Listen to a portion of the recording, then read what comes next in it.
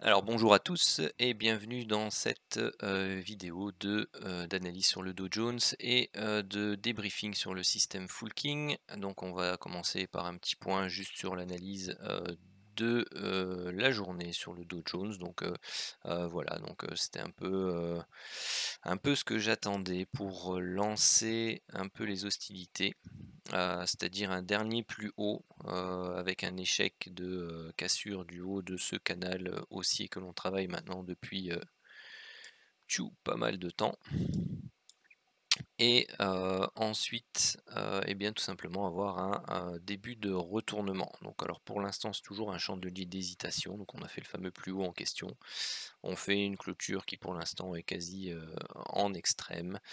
Donc bon voilà, il faut falloir quand même attendre demain, pour voir un peu ce que, il nous prépare parce que pour l'instant, eh bien, ça fait 1, 2, 3, 4, 5, 6 séances dans laquelle on fait un range de, ouais, on va dire 200 à 400 points.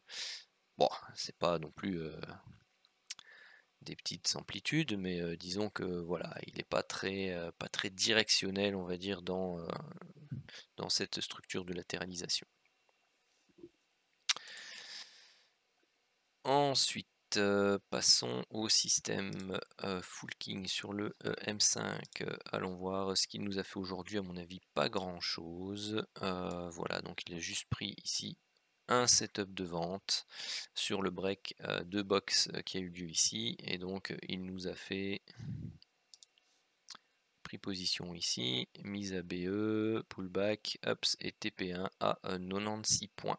Et donc il y a toujours un deuxième lot en cours qui va eh bien tout simplement, si on reprend la baisse, et bien aller rechercher éventuellement son TP2 ici à 200 points. Alors bon bah moi aujourd'hui les robots je les avais coupés, hein. Donc je vais pouvoir les réactiver pour demain. Je les avais coupés parce que voilà, une session comme hier, c'est pas agréable. Ça peut faire mal, donc on avait fait moins 700 points. Après une super bonne première semaine de plus de 1000 points.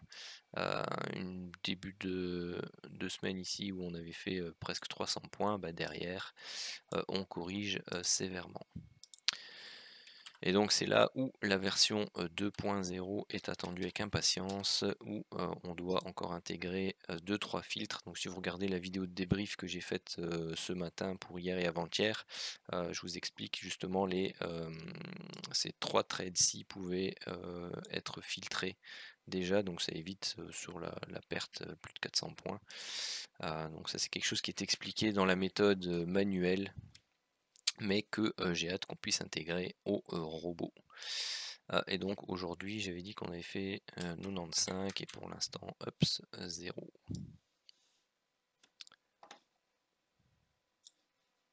Voilà, alors prenons le Santic maintenant. La méthode complète sur le Santic, donc avec 500 unités, à mon avis j'aurais pas assez.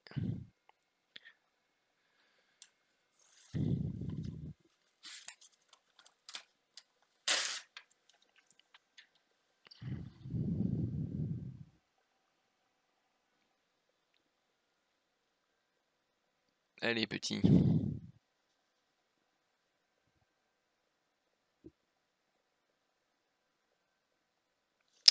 Voilà, début de journée. Hop là. On est ici. Alors, pour ceux qui ne connaissent pas, vous avez ici ce que j'appelle l'enveloppe long terme avec sa borne haute et sa borne basse, la borne centrale qui est la ligne de tendance long terme, une zone de ventre mou qui est la zone grisée. Vous avez ici en vert les zones de surachat et vous avez le pendant en rouge en dessous pour les zones de survente. Vous avez ici en haut l'indicateur King Div et Range qui vont vous permettre de travailler les setups de divergence. Et en orange, c'est quand vous avez une structure de latéralisation ou de correction court terme. En bleu, c'est quand vous avez une structure de consolidation ou de correction moyen long terme. Et en rouge, les flèches en rouge, ce sont les alertes du King TT qui sont faites pour des petits mouvements. Donc en rouge, bien entendu, pour des ventes, en bleu pour les achats. Et vous avez les mêmes flèches en noir, bah, c'est tout simplement les alertes KingTT qui sont données dans la zone grisée, donc ce sont des alertes qui ne sont pas à prendre pour les personnes qui débutent avec le système, raison pour laquelle elles sont en noir.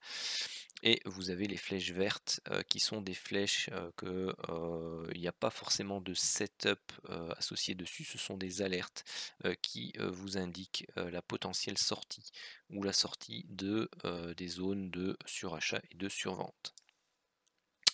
Alors, comment ça fonctionne rapidement? Eh bien, quand vous avez un setup de divergence qui est validé, eh bien, il vous donne le sens prioritaire de trade. Donc, par exemple, ici, vers 5h30, vous aviez un double setup de divergence qui avait été validé. Et donc, tant que celui-ci n'avait pas atteint son objectif 2, qui est la borne opposée, ou que l'on n'avait pas invalidé le setup de divergence par un nouveau plus haut sur les prix, eh bien vous avez cette priorité baissière qui était à appliquer suivant la méthode. Alors vous voyez que ici, là où je commence mes débriefings, donc c'est à 9h du matin, eh bien on n'avait encore absolument pas invalidé le setup de divergence, donc on devait travailler les trades dans le sens de la baisse. Donc ici vous aviez une alerte KingTT, et je vais zoomer un peu. Voilà, qui était dans le sens du setup de divergence et qui était en zone haute ici de l'enveloppe. Donc vous pouviez prendre position et son objectif, et bien vous voyez ici, c'est le plateau rouge et vert opposé. Donc pour les ventes, on va aller chercher le plateau bas. Pour les achats, on ira chercher le plateau haut. Et donc c'est à proximité ou au contact, sachant qu'avec la volatilité actuelle, ben voilà, on travaille une dizaine, vingtaine de points, souvent maximum, avec les alertes KingTT. Donc ici, on pouvait aller rechercher 10 points sur celle-ci et 15 points sur celle-là.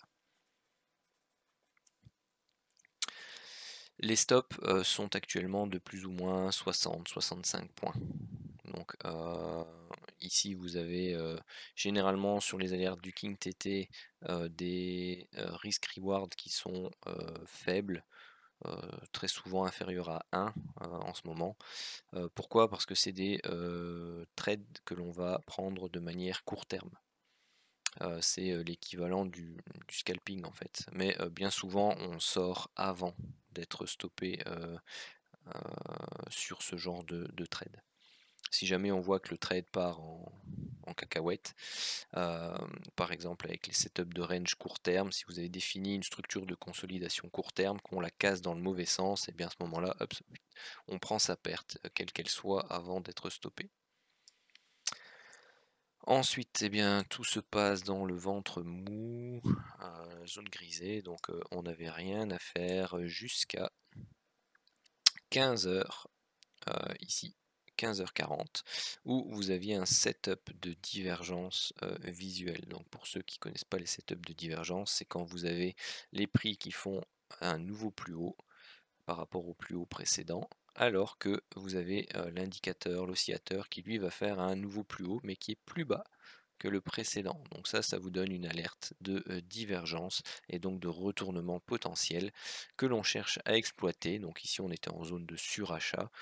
On a cassé ici la ligne de tendance que l'on pouvait tracer, on a cassé ici la moyenne mobile 15 période exponentielle, et donc avec un chandelier avec un corps relativement important et avec une taille, ah oui tiens c'est vrai j'ai enlevé l'option pour que ça ne gêne pas, sauf que maintenant il me calcule plus l'amplitude du chandelier.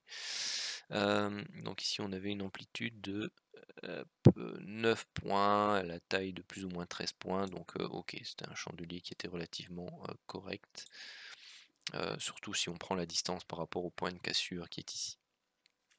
Appuyé en plus avec les flèches vertes, les flèches rouges, donc voilà, on pouvait entrer en position pour le setup de divergence.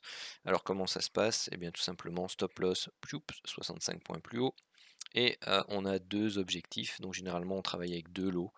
Un lot pour aller rechercher le TP1 qui est le contact ou la proximité avec la ligne de tendance long terme que vous voyez ici en rose. Les points noirs, c'est la ligne de tendance court terme. Donc bon, elle est affichée uniquement pour information, mais elle est liée aux structures de range court terme avec l'indicateur de range court terme. Donc ici on pouvait aller les chercher 30 points. Vous aviez un autre setup de divergence qui lui cette fois-ci était indiqué par l'indicateur ici avec le petit rectangle orange. On avait notre ligne de tendance, le break a été validé, on pouvait aussi aller rechercher 30 points. Alors, vous aviez ici le range long terme qui s'était un peu activé. Donc jusque là et éventuellement un peu plus longtemps, on pouvait non pas se mettre à BE, mais on pouvait abaisser tout simplement notre stop, enfin nos deux stops ici au-dessus avec quelques points d'écart pour tout simplement minimiser notre risque sur les lots restants. Alors pourquoi? Parce que après avoir fait un an de débriefing, j'ai observé que lorsque le range long terme s'activait, eh bien c'était relativement intéressant d'être patient et de tout simplement diminuer son risque pour pouvoir aller rechercher l'objectif 2 ici qui est la borne opposée de l'enveloppe long terme. Alors, ici, qu'est-ce qu'on a eu? Parce que j'ai pas suivi toute la journée. Ah oui, ici, pardon, tant qu'on y est, parce que je regarde la suite, mais là, vous aviez une alerte King TT, donc à la vente, dans la zone supérieure de l'enveloppe long terme, ici, et dans le sens du setup de divergence qui était toujours avec sa priorité de vente en cours. Donc on pouvait entrer en position et on pouvait aller rechercher ici plus ou moins 15 points. Ensuite, donc on a notre stop qui est plus ou moins ici à, on va dire 230. Donc on va voir ce qui se passe après. Donc toujours dans le ventre mou, ventre mou, ventre mou. Ici on a une alerte bleue, King TT, mais comme on est toujours dans un setup de divergence baissier actif, il nous donne toujours la priorité vendeuse, donc on ne peut pas entrer en position sur cette alerte. Pareil pour les setups de divergence haussier qui seraient validés, bien entendu, hors de la zone grisée, toujours. Et donc, ah oui, là il est allé rechercher effectivement ces deux objectifs. Pour ceux qui suivent en live, si jamais vous avez des questions, faut pas hésiter, hein. Surtout si vous découvrez le système. Donc là, il y en a un qui donnait 110 points sur le deuxième lot et l'autre est un peu loin.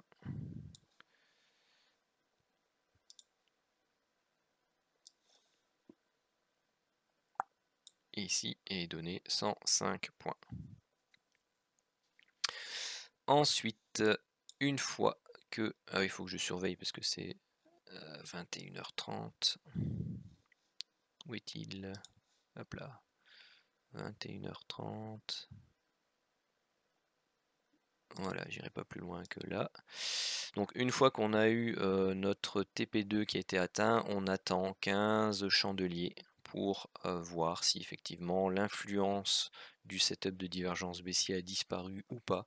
Et c'est seulement après avoir attendu 15 chandeliers que l'on va considérer de nouveau les alertes, suivant la méthode. Alors, ici, on a une alerte King TT à l'achat. Alors, quand on a une alerte King TT, on va voir si le range long terme est actif. Donc, le range long terme n'est pas actif. Donc, dans ce cas-là, on doit se référencer à la tendance, ou référer, oui, à la tendance qui est en cours. Donc, la tendance qui est en cours, c'est quoi? C'est neutre à baissier. Donc, on ne se met pas face au flux qui est baissier. Ici, même topo, on ne se met pas face au flux qui est baissier. Pardon. Ici, on n'avait pas de setup de divergence, donc on ne pouvait pas entrer en position ici. Donc il n'y avait plus rien jusqu'à 21h30. Hop, voilà, et donc là, on va faire le débriefing. Donc pour le lot 1, on avait 10 plus 15 plus 30 plus 30 plus 15, donc on avait 100 points de possibles à prendre sur la journée avec 5 trades gagnants, aucun perdant, aucun BE. Et pour le lot 2, donc on avait 10 plus 15 plus 30 plus 105 plus 110, donc on avait 270 points à prendre avec toujours 5 trades gagnants, aucun perdant, aucun BE. ce qui monte la semaine actuellement à 475 pour le lot 1 et 990 pour le lot 2, et donc un total de 1460 points possibles sur les 4 premiers jours de la semaine. Vous voyez que ici l'indice n'était pas terrible, on est en négatif. Et depuis le début de l'année, on est déjà à 1580 points possibles sur le setup 1, donc le TP1, et 2730 points sur le TP2, ce qui nous fait un potentiel de plus de 4300 points depuis le début de l'année. Voilà le potentiel que peut vous offrir le système Full King. Sur ce, eh bien, si vous avez aimé cette vidéo, n'hésitez pas à la liker. Si vous n'êtes pas encore abonné à la chaîne YouTube, n'hésitez pas non plus à vous y abonner. Vous recevrez des alertes pour les vidéos de débriefing, les vidéos d'analyse et éventuellement les vidéos de formation gratuites sur les différents systèmes de trading que je réalise de temps en temps. Et puis si vous aimez mon travail et que vous voulez me soutenir, c'est nouveau, j'ai créé un lien Tipeee où vous pouvez tout simplement laisser des tips pour soutenir les youtubeurs. Voilà, ce sont des pourboires, il n'y a rien d'obligatoire, mais si vous avez envie de me faire plaisir, et bien voilà, c'est toujours agréable. Sur ce, je vous souhaite une très bonne soirée et je vous dis à demain pour la dernière journée de trading de cette semaine.